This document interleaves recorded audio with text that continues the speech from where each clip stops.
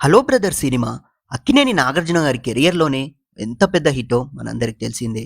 ఇందులో ఆయన డబల్ రోల్లో నటించి ప్రేక్షకులను బాగా అలరించాడు.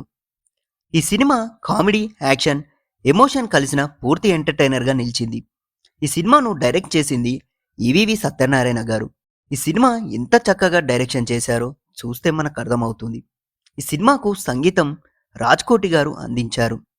ఈ సినిమాలో మన నాగార్జున గారు 2 పాత్రల్లో కనిపించారు.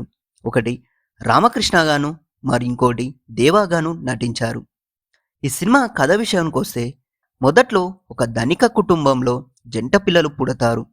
ఆ పిల్లలు రామకృష్ణ మరియు దేవ. ఈ ఇద్దరు ఒకేలా కనిపించి ట్విన్స్‌గా ఉంటారు.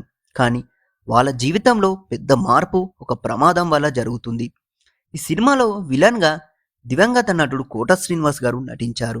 అయితే ఈ కథలో కోట శ్రీనివాస్ గారు దేవ మరియు రామకృష్ణ కుటుంబాన్ని వేరు చేయాలని చూస్తాడు. తన దుష్ట పనుల వల్ల ఈ కుటుంబంపై దాడి చేస్తాడు. ఆ సమయంలో చిన్నపిల్లలతో ఒకడిని దేవ కిడ్నాప్ చేస్తాడు. దీంతో ట్విన్స్ ఇద్దరు విడిపోతారు. రామకృష్ణ ఒక పెద్ద కుటుంబంలోనే పెరుగుతాడు. దేవ రోడ్డుపై పెరిగే ఒక స్ట్రీట్ స్మార్ట్ వ్యక్తిగా మారిపోతాడు. ఇక్కడి నుంచే ఇద్దరి జీవితాలు పూర్తిగా వేరువేరు మార్గాల్లో సాగుతాయి. రామకృష్ణ ఒక మంచి కుటుంబంలో పెరిగి చదువుకున్న సాఫ్ట్ మరియు జెంటిల్ మ్యాన్‌లా కనిపిస్తాడు. అతను చాలా సీరియస్‌గా, డిసిప్లిన్‌గా ఉన్న వ్యక్తిగా ఉంటాడు. అతని జీవితం సాదాసీదాగా ఉంటుంది. అతను రమ్యకృష్ణ అంటే ప్రియా అనే అమ్మాయిని ప్రేమిస్తాడు. వాళ్ళ మధ్య లవ్ ట్రాక్ చాలా క్లాసిక్‌గా ఉంటుంది. రామకృష్ణ చాలా బాధ్యత గల వ్యక్తి కావడంతో కుటుంబానికి అంకితభావంతో ఉంటాడు. దేవ మాత్రం పూర్తిగా విరుద్ధమైన క్యారెక్టర్. చిన్నప్పటి నుంచే రోడ్డుపై పెరిగి ఒక మాస్ కేర్ ఫ్రీ వ్యక్తిగా మారుతాడు. అతనికి చదువు ఉండదు. స్ట్రీట్ నాలెడ్జ్ చాలా ఎక్కువగా ఉంటుంది. దేవా పాత్ర చాలా ఎనర్జెటిక్‌గా, ఫన్నీగా ఉంటుంది. ఈ పాత్రలో నాగార్జున గారు చేసిన నటన చాలా హైలైట్. నాగార్జున గారి సరసన మరో హీరోయిన్ సౌందర్య గారు కూడా నటించారు. ఈ సినిమాలో దేవ ఊహ అనే అమ్మాయితో ప్రేమలో పడతాడు. అప్పుడు వీరి లవ్ ట్రాక్ చాలా లవ్లీగా ఉంటుంది. ఈ సినిమాలో ఒక ముఖ్యమైన కాన్సెప్ట్ ఏమిటంటే ట్విన్ కనెక్షన్. అవును, రామకృష్ణకు ఏదైనా జరిగితే దేవాకు కూడా అదే ఫీలింగ్ వస్తుంది. దేవాకు ఏదైనా నొప్పి అయితే రామకృష్ణకు కూడా ఆ ఫీల్ అవుతాడు. ఈ కాన్సెప్ట్ వల్ల సినిమాలో చాలా ఫన్నీ మరియు ఎమోషనల్ సీన్స్ వస్తాయి.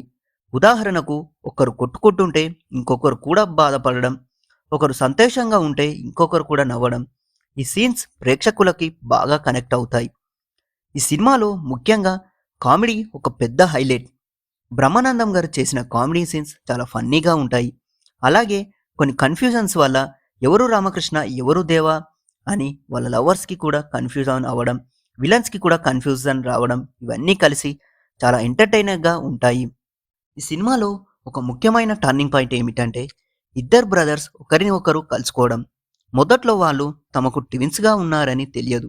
కానీ కొన్ని సంఘటన వల్ల వాళ్ళు కలుస్తారు. అప్పుడే వాళ్ళకి నిజం తెలుస్తుంది.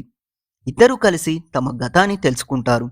ఎవరు తమను విడగొట్టారు, తమ కుటుంబానికి ఏమైందని ఈ నిజం తెలిసిన తర్వాత వాళ్ళు కలిసి విలన్స్ మీద రివెంజ్ తీసుకోవాలని నిర్ణయించుకుంటారు. కోట శ్రీనివాసరావు గారు చేసిన విలన్ పాత్ర చాలా బలంగా ఉంటుంది. అతను చాలా క్రూరంగా ఉంటాడు. అతని వల్లే ట్విన్స్ ఇద్దరు విడిపోతారు. కుటుంబం మొత్తం నాశనం అవుతుంది. కాబట్టి క్లైమాక్స్లో అతనిపై రివెంజ్ తీసుకోవడం ఈ సినిమాకి ప్రధాన అంశం. చివర్లో ఇద్దరు బ్రదర్స్ కలిసి విలన్ని ఎదుర్కొంటారు.